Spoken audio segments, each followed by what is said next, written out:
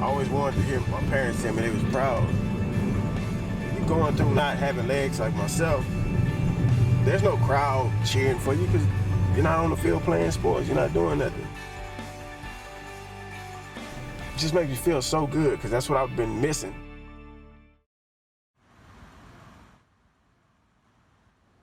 My name is Carl Williams. I'm 38 years old, and I'm from Houston, Texas. I had meningitis when I was 11 months old. When I was growing up, I didn't have any disabled friends, none whatsoever.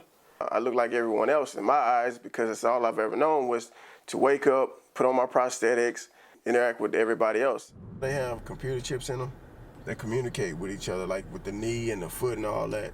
Like, so if I take a step, my knee is saying to the foot, we're walking right now. When I stop, it's saying that we're standing right now.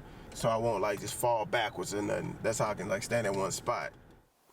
When I got in high school, that's when I was like, hey man, I'm all alone. Like no one looks like me. By then, I was looking at myself, I'm like, okay, I don't have any legs, so there's no way I'm gonna be able to be on the football field and run, so I just knew already, like, yo, don't do that. The first time I went to West Gray was to play tennis. Once I came inside, they were playing in rugby, and I was like, oh no, I'm not doing that. They was hitting each other with the wheelchairs, and I'm like, dude, that got to hurt. I came back again, and that's when I was like, okay, man, I'll give it a try. And I fell in love the first time I played.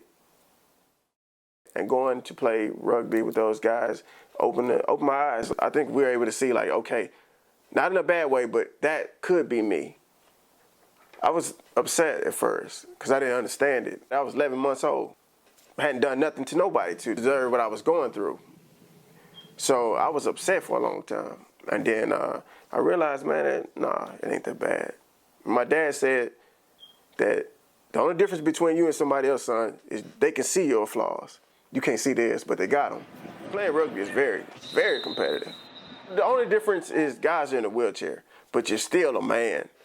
So all those hormones and all that raginess that we have, all the bro stuff is still there. They just in wheelchairs. Best of the rest, that's where all the teams that didn't go to nationals, it's for those guys. And they all get together and we just bang it out and we have a little tournament of our own. This will be my first time playing like a lot versus the first time I played. My kids, nah, it's something. My kids are something, man. My oldest, he reminds me the most of me. You know, he's a little bit of, I wouldn't say shy, but I'm gonna say shy.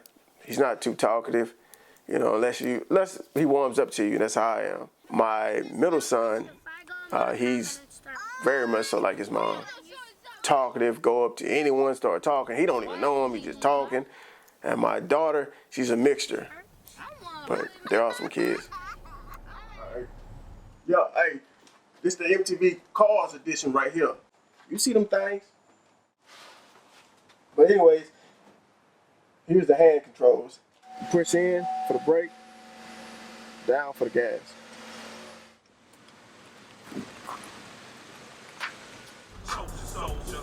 Get it before I pick the kids up.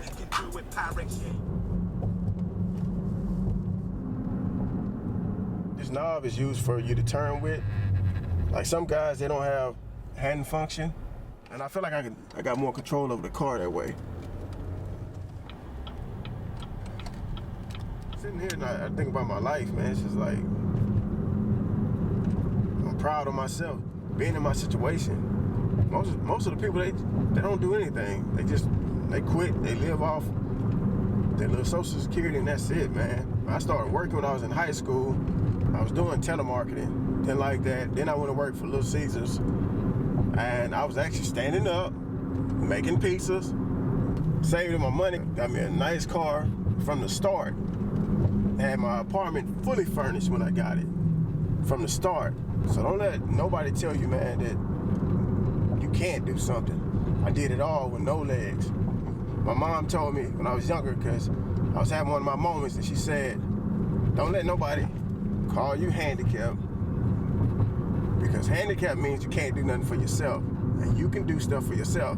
You might just do things differently from other people, but you are not handicapped. That's why I don't have a handicap sticker on my car. You know, I had one at the park. You know, you gotta get that parking extra. You gotta park up front, man. Now, I'm gonna use the benefits on that one, but no, I didn't put that on my license plate.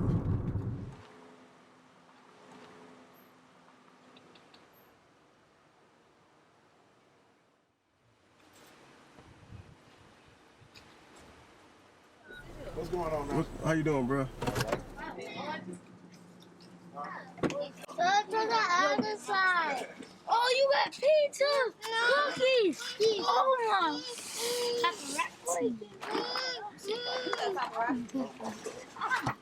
Hey, get out of my seat. My name is Ava. And then my name is Austin. My hand hold for the best. Kristen. What? I would. Hey, at least we don't have to go to school tomorrow. That's always a blessing. Guys, how about we just read two I got the pussy skin, boy. I got the like 6 and 7.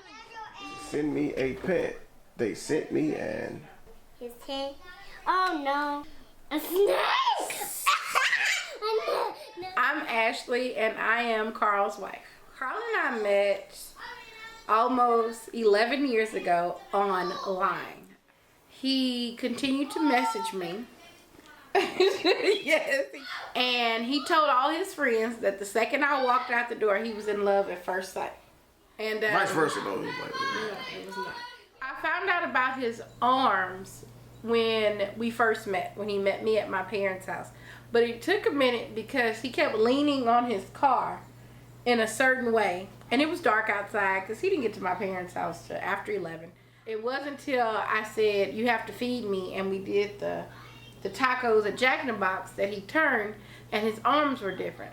And I was just like, okay, because we were instilled that didn't make a difference. And so I was on Facebook literally looking up like adaptive or support groups. Me looking up a group brought up adaptive tennis. Right. And I end up emailing them if y'all can direct him to other places. I was just like begging people to be his friend, basically. So the guy emails me back and says, oh, he can come out and see if he likes it. And the first day he went back, he called me in the car, and I never forget, he was like, thanks, babe. Carl, prior to sports, Carl was very withdrawn, not outgoing at all, very much into his routine of life. He went to the grocery store on Fridays. He ate fish. No, honestly, he ate fish on this day. He would do this on this day. Anything that didn't ping pong and that threw him completely off. Carl, after sports, is like a completely new person. He expresses himself. Although he's still very anxious to do new stuff, he does at least try.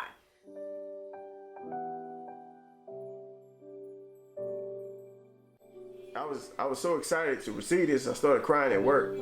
I was trying to hold back the tears, but it meant so much. I'm trying to get choked up now, but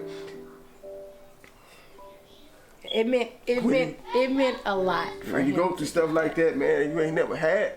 You've always wanted that. Like I always wanted this when I got to high school and I really started noticing me being different, man. I always wanted something like this because I would see like, you know, I watch stuff on ESPN. These guys they have awards and stuff and they have it all up on their wall and stuff. I always wanted something like that. So when I got one, it just really touched me because I always wanted one. So it still mean a lot to me, man. Yeah. It mean a lot to me. Yeah. It's an awesome accomplishment, honey. One of many to come. Yeah.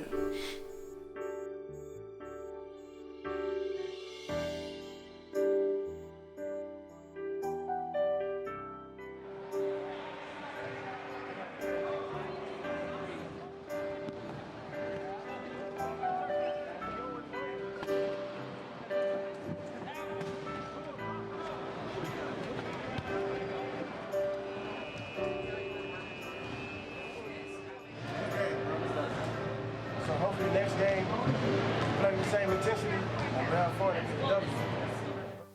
Love you. Stop looking at social media. Stop looking at everybody else. Stop worrying about what they got, what they doing, how they look. And remember that you are awesome and you are great at all times. And they got flaws too. They do whatever they do to cover it up. But they're thinking about themselves just as much as you're thinking about you. Love you.